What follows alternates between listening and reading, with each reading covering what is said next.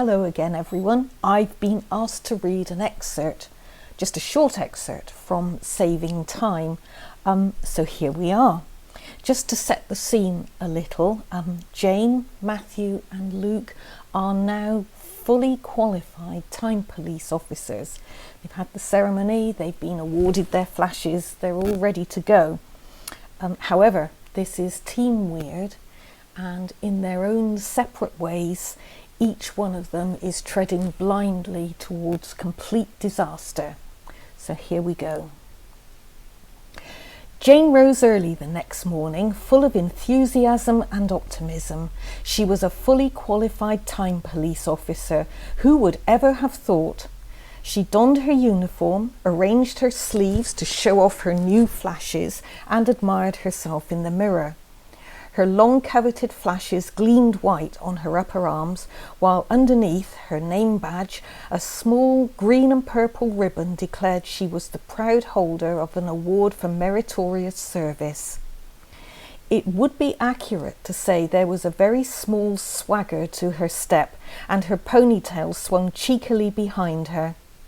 In only a little over the training period allotted to more normal teams, and against all the odds, Team Weird had gone from zero to hero.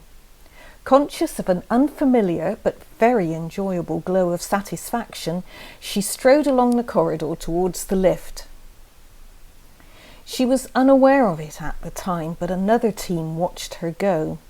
The silence was not friendly. Team 171 was comprised of very traditional officers. "Would you look at that?" said Hook, turning from the notice board where they'd been studying the duty rosters. "I've done nearly 10 years in this shithole. 10 sodding years I've worked my arse off, and never so much as a sniff of a commendation, far less an award. And a bloody girl too. She's been here 10 minutes and look at her, swaggering about as if she owned the place. Makes you want to spit." His mate shrugged. "That's what happens when you get a bloody woman in charge. This place is going to the dogs." "Or bitches," said Hook cleverly, and everyone laughed. Their team leader, Lieutenant Sawney, was staring after Jane. "Fancy a bit of fun, boys?" A day later, just after their first weapons training session, during which no one from Team Weird had inadvertently burned down a part of TPHQ, Lieutenant Grint hailed Officer Lockland. "Lockland, I need a non-man." Jane blinked, feeling her face turn the familiar scarlet. "What, now, sir?" "Immediately, yes." There was no way Officer Parrish was going to let this go. "Shouldn't you at least buy her dinner first?" "Eh?" Lockland intervened hastily. "Never mind. How can I help you, sir?" "Team 171, they're in Bebok, same as me, and they're looking for a female officer. They're taking down a group of lowlifes and they need someone to make initial contact. Later today, probably. Lieutenant Sawney asked me to check whether you'd be interested. They've cleared it with Major Ellis, apparently, and he has no objections." "They asked for me?" said Jane in amazement. "Yes." "Why?" "Just what I was thinking," said Luke. "Why?" She wheeled on him. "Shut up, Parrish." She turned back to Grint. "I'll do it, sir." "Report to them ASAP. They're in their office. 2nd floor, east corridor." "Thank you, sir." Jane set off immediately in a very agreeable flutter of excitement. Not only had she survived long enough to qualify, but another team was actually asking her to join them for a special assignment. Who could ever have imagined such a thing? Certainly not Jane herself.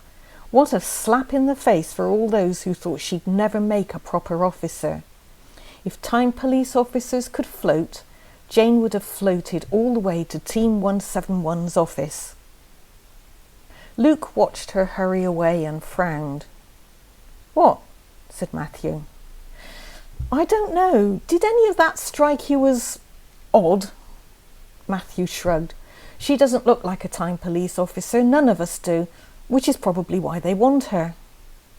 True, but why would she? She just wants to fit in, said Matthew. She's desperate for acceptance and she'll do anything to get it.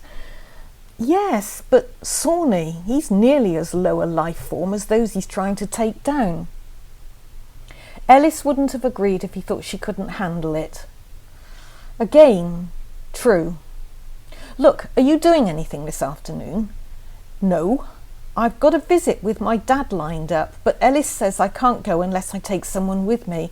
I wondered, since you're not busy, do you want to come? Yeah, sure. What do you want me to do? Not a thing. Just stand around, look as if you haven't got a clue what's going on and say nothing. You know, playing to your strengths.